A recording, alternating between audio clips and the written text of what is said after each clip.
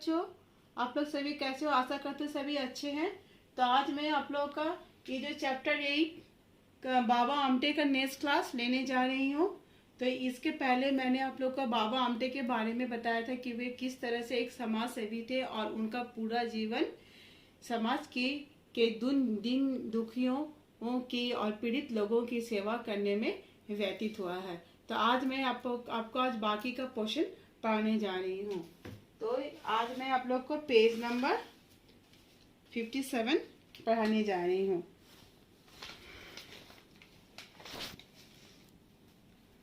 फिर माँ ने सिखाया, जो सुख लेने में है उससे ज्यादा सुख देने में है। बार बार की कोशिश से आदमी सफल होता है। हार ना मानना ही जिंदगी का दूसरा नाम है। माँ की सीखी बाबा के जीवन में पग पग पर काम आई। तो माँ ने क्या सिखाया है कि जो सुख आपको लेने में है, यानी आप कोई भी चीज अगर किसी से लेते हो उससे ज्यादा सुख क्या होता है कि अगर आप किसी को कुछ देते हो। ठीक है। तो जिस प्रकार आपके घर में भी जब आपके छोटे भाई बहन होते हैं, अगर आप उसे कोई चीज देते हैं तो आपको भी उससे काफी प्रसन्नता होती है। उसी प्रकार किसी को कोई भी चीज किसी को लेने से अधिक देने में अधिक सुख मिलता है। बार बार की कोशिश से आदमी सफल होता है। हार ना मानना है जिंदगी का दूसरा नाम है। अगर कोई बार बार कोशिश करता है तो वह सफल अवश्य ही सफल होता है। जिंदगी में हार ना मानना ही सबसे बड़ा काम है। माँ की सीख की बाबा के जीवन में पग पग पर काम है। माँ की यही सीख उनके जीवन में प्रेरणा स्रोत का काम किया। बालक मुरलीधर का ध्यान बचपन से ही निर्धन और असहाय लोगों के कष्टों की ओर जाता था। जब कभी वो अपने पिता के साथ बैलगाड़ी में बैठ अपनी जमीन जायदाद को देखने निकलते, उनका ध्यान निर्धन मजदूरों और कामगारों की ओर खींचता था। तो जब मुरलीधर वो छोटे थे तो बचपन से ही उनका ध्यान जो निर्धन और असहाय लोगों के कष्टों से की ओर जाता था। उन्हें पीड़ित देख के वे बहुत ही दुखी होते थे। जब वो अपने पिता के साथ बैलगाड़ी में बैठकर अपनी जमीन जायदाद को देखने जाते, तो उसी समय वो जब निर्धन मजदूरों और कामगारों के कष्टों को देखकर उनका मन खिंचता था। उनकी आर्थिक कठिनाइयों और शारीरिक बीमारियों के बारे में सुनकर उनका दिल भर जाता था। छुआछूत के प्रति उनके मन में बहुत घृणा थी।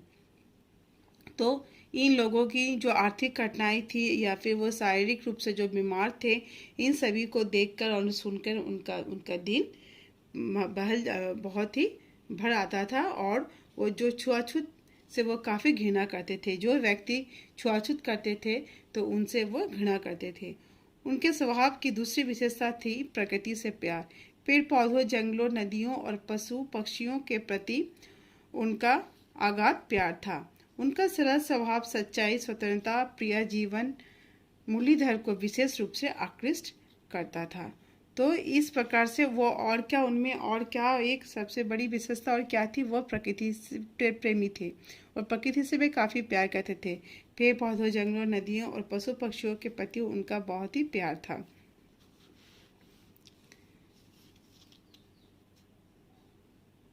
फिर उनका जो सरल स्वभाव था, सच्चाई, स्वतंत्रता, प्रिय जीवन मुरलीधर को विशेष रूप से आकृष्ट करता था।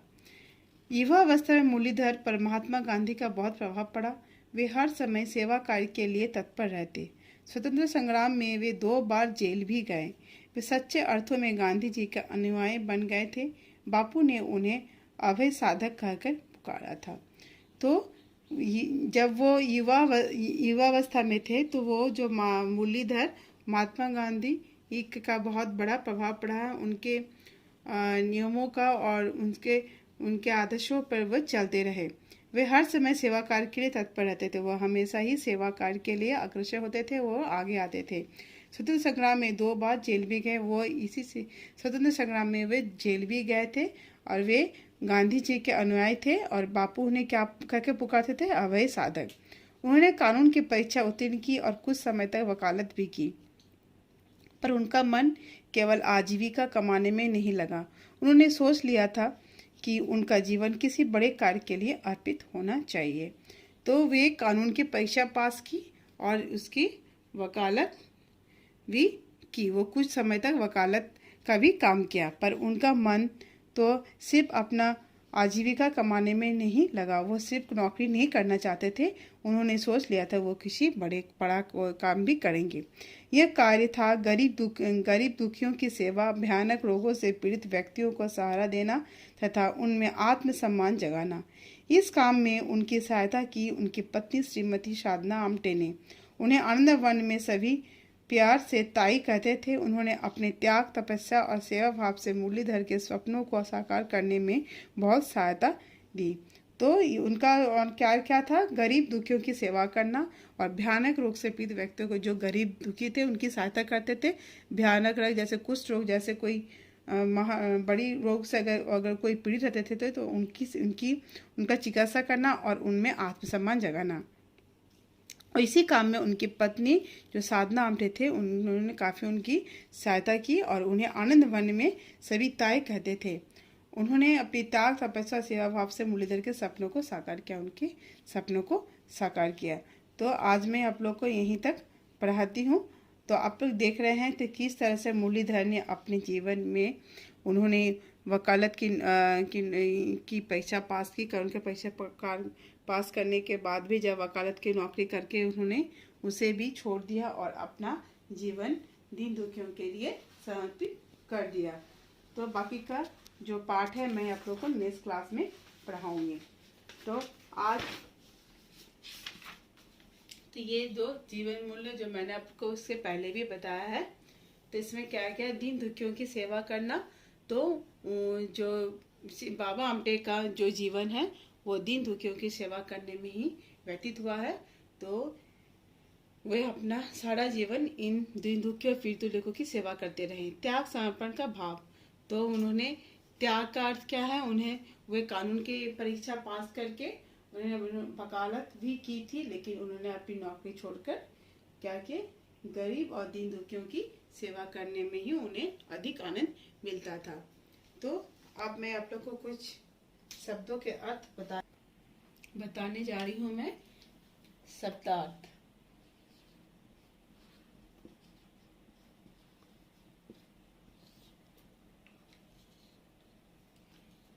पहला है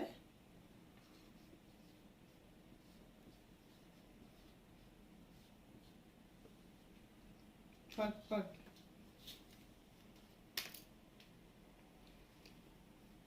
पग पग यानी कदम कदम। फिर है आपका निर्धन।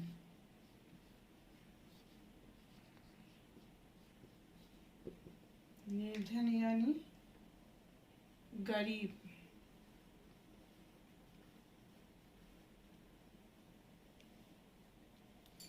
आर्थिक।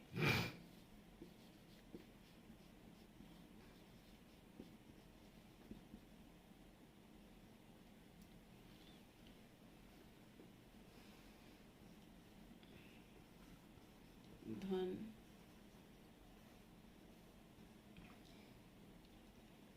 आकृष्ट।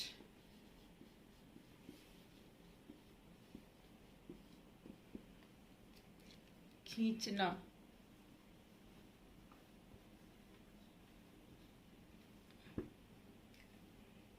संग्राम।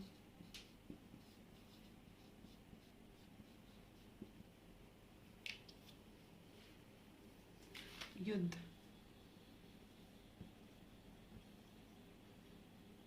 फिर है आपका स्वप्न।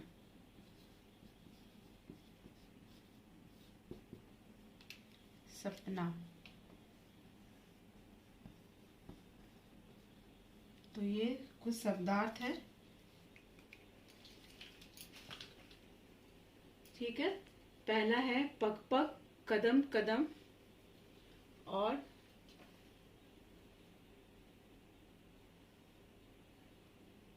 कदम कदम।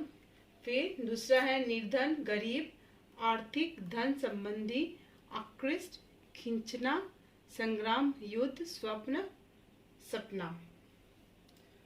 तो इसमें इस तरह से शब्दार्थ है। ये शब्दार्थ आपके किताब से ही लिया गया है, तो आप लोग को ये सारे याद करना है।